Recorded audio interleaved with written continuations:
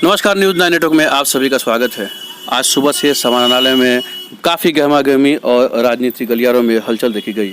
आपको बता दें कि सिवान नगर परिषद में जिस तरह से लगातार कई वर्षों से आरोप प्रत्यारोप के दौर चले हैं, तमाम तरह के सवाल उठते रहे हैं, उसी को देख करके कुछ वार्ड पार्षदों ने अविश्वास प्रस्ताव लाने की बात की थी और प्रशासन से मांग भी की थी, जिसके खिलाफ तमाम तरह के सोच विचार प्रशासन करने के बाद गुप्त वोटिंग कराया गया और गुप्त वोटिंग में उपसभापति के खिलाफ अविश्वास प्रस्ताव लग गया। आपको बता दें कि टोटल 38 वोट है, जिसमें 25 लोगों ने हिस्सा लिया, 3 लोगों ने वोटिंग नहीं की और 22 इनके खिलाफ वोटिंग पड़ा है। इस तरह से अविश्वास प्रस्ताव सिवान में लग गया है और मैं आपको बता दूं कि सिवान नगर परिषद के उपसभापति की कुर्सी फिलहाल चल गई है।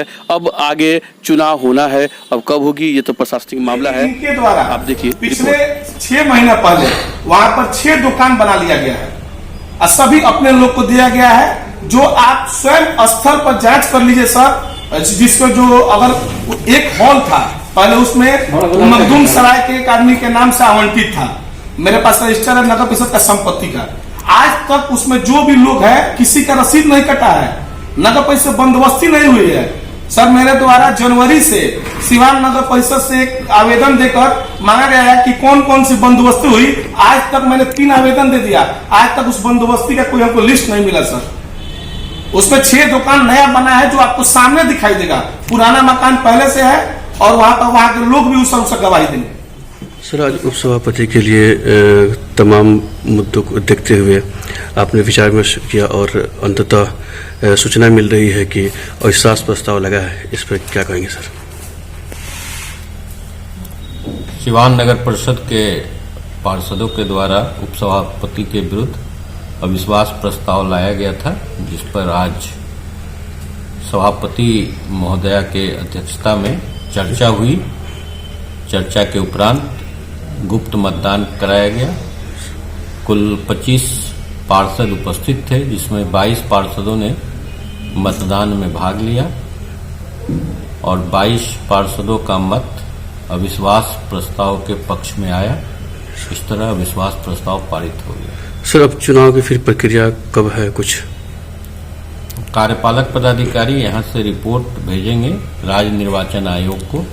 राज्य निर्वाचन आयोग तिथि का निर्धारण कर यहाँ सूचना देगा, उसके बाद कार्रवाई की जाएगी।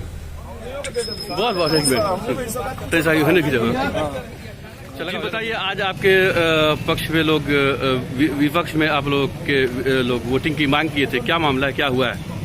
आज मेरे खिलाफ अविश्वास प्रस्ताव लाया गया था, जिसमें वोटिंग की प्रक्रिया हुई, जिसमें 25 पार्षद आए थे, जिसमें 22 पार्षद ने वोटिंग में मतदान किया और 3 पार्षद ने बहिष्कार किया और 22 पार्षदों का मतदान मेरे खिलाफ गया और उन्होंने अपना मत का अधिकार दिया और मेरे पर विश्वास लग गया है।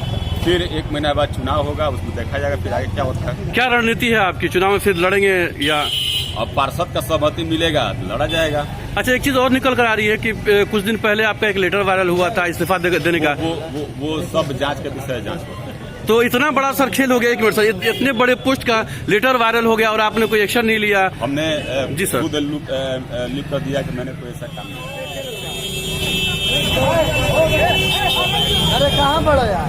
माननीय उपसभापति श्री बबलू शाह के खिलाफ, जिस पर 25 पार्षद माननीय सभापति के साथ मौजूद थे, 3 पार्षदों ने उपसभापति और एक अन्य पार्षदों ने मतदान नहीं किया।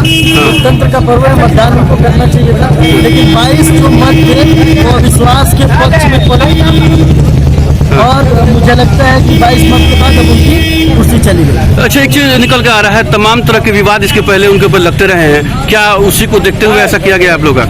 देखिए, जब आप किसी भी राजनीतिक पद पर रहिएगा, किसी भी कुर्सी को सुशोभित करते हैं तो संयम बहुत आवश्यक है। मुझे लगता है कि संयम की कमी थी, यही कारण रहा। अच्छा, हाँ, एक चीज और बता रहे हैं, अविश्वास प्रस्ताव उपसभापति के खिलाफ आप लोगों ने वोटिंग किया है, क्या कहेंगे इस पर? सभी वार्ड कमिश्नरों ने मिलकर इसमें सहयोग किया, सभी लोग हम सभी आभार हैं और सिवान के विकास के लिए हम लोग किया है। नया उपसभापति बनेंगे, अच्छा काम करेंगे। कितने विपक्ष में वोट पड़े? 22 मत हम लोग के पक्ष में पड़े हैं, उन्होंने अपना मत नहीं दिया है और 3 आदमी थे वो मत नहीं दिए, 2 आदमी के खिलाफ अविश्वास प्रस्ताव आया, क्या कहेंगे? देखिए उनको भाई जब चुनाव हुआ उस समय हम लोग ही उनके पक्ष में मतलब नाम रखा। हम लोग यही सोच कर रहे हैं कि सबके लिए काम करेंगे, लेकिन वो जो भी काम कर रहे थे अपने लोग के लिए कर रहे थे। जो ठेकेदारी हो रहा था वो खुद ठेकेदारी करते, जो भी काम होता था सही काम है। आप अविश्वास प्रस्ताव लाए हैं, क्या कहेंगे? देखिए हम मतलब सभी लोग मिलकर मतलब एक राय सहमति बना के भाई अविश्वास प्रस्ताव लाया जाए। आज इसको सब लोग ईमानदारी से खड़ा उतरा और सब लोग जाकर 22 सदस्य गए सदन में और 22 आदमी ने विश्वास के पक्ष में